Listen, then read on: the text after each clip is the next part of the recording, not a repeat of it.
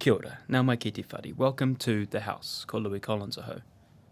With all the buzz around tomorrow's budget, it can be difficult to keep up with what's actually happening in the House on the day, let alone knowing what to make of the actual numbers. In an effort to break the process down, I caught up with Clerk Assistant James Picker. Picker has been a clerk at the table in the House during multiple budgets over the 15 years he's been with the Office of the Clerk. What should people expect to see for those that just think budget and they think of the government allocating funds? Mm-hmm. Beyond that, what's happening in the House on Thursday? So once a year, the House sits for the government to deliver its budget, and it's one of those set-piece events at Parliament that pretty much everybody is familiar with one way or another because they've seen it on the television, they've seen it on the news, maybe they've seen snippets of speeches that occur in the House.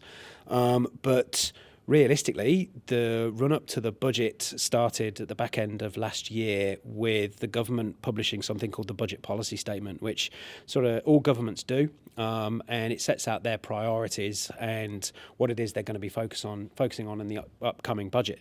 So when we get to Thursday, I think the thing that possibly should stand out for most New Zealanders is that this is a process that's taken quite a long time to get to. It's not just you get to the day and the Minister of Finance in any government just stands up and sort of says, look, this is what the government's going to be doing next financial year. And it's one of the core functions of Parliament is to scrutinise how the government plans to gather revenue and spend the taxes that it collects from New Zealanders every year. What are its priorities and what is it going to be spending that money on? And then in the sort of weeks and months ahead, it doesn't just finish with budget day. So the select committees will do their scrutiny. They will report to the House on the scrutiny that they've done, the hearings that they've had with their ministers.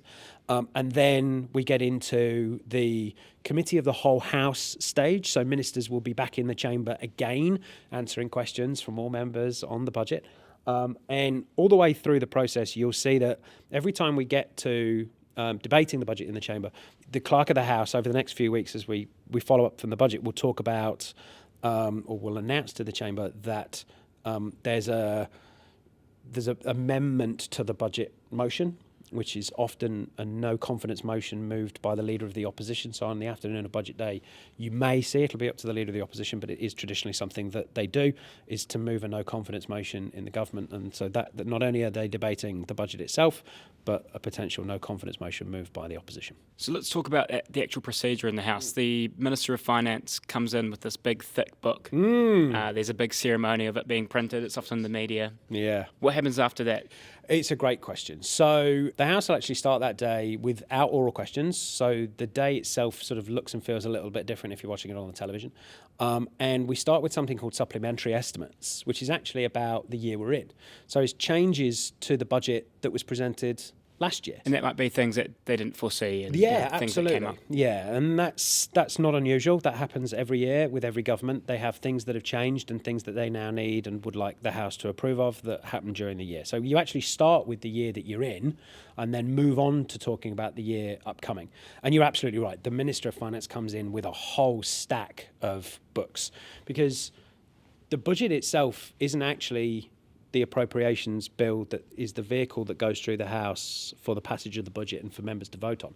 The really detailed information is in what's called the estimates documents. And there are quite a number of those. They're often broken down into sort of 9 or 10 sectors, covering things like justice and health and a variety of subjects. And then there are a lot of documents that sort of are providing information to the House. There might be a document about well-being. There might be a document about child poverty. The documents that are supplied to the House to really explain what's in the budget at quite a granular detail. So when the opposition parties get up and make their responses, do they have those numbers in advance? No, they don't. So the budget itself is embargoed until 2:00. And actually, a sort of slightly strange process that we have on budget day itself is you'll see if you watch on Parliament television, the Clerk of the House will stand up a number of different times and read things out for the chamber. But on either side of him, you have the benches at either side of the Speaker, and there'll be a staff member from the Office of the Clerk sat on both sides with a pile of documents on their knees, trying very hard not to drop them.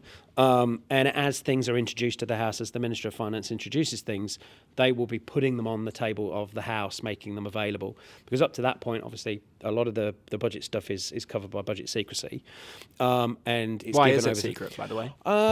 Well, it's by convention. The budget's presented to the House first. It's governments do make announcements in the run up to the budget. The hard copy is delivered to Parliament at 7 a.m. It's all kind of a full set of budget documents for every MP and for a number of different people, including the Clerk of the House, are all packaged up with everybody's name on it, ready to go, and we lock them in a room down on the basement of Parliament House until 2 p.m. and then the wonderful messengers for around the precinct distribute them out to the members who at that moment are in the chamber. So when they go back to the office after the proceedings in the House that they've been following, there'll be a packet of budget documents on their desk for them to break into and start going over. But what you'll see on the opposition benches as the Minister of Finance is delivering the budget speech is members in laptops and looking, Treasury website and looking at the documents that have been released at 2 p.m. That was Clerk Assistant James Picker, and you can watch the budget tomorrow live on Parliament TV or Parliament's website. The House will, of course, also bring you coverage from Budget Day both tomorrow and during our Sunday program. E te whakaronga koe ki te whare. You've been listening to The House, a program made with funding from Parliament's Office of the Clerk. Matua.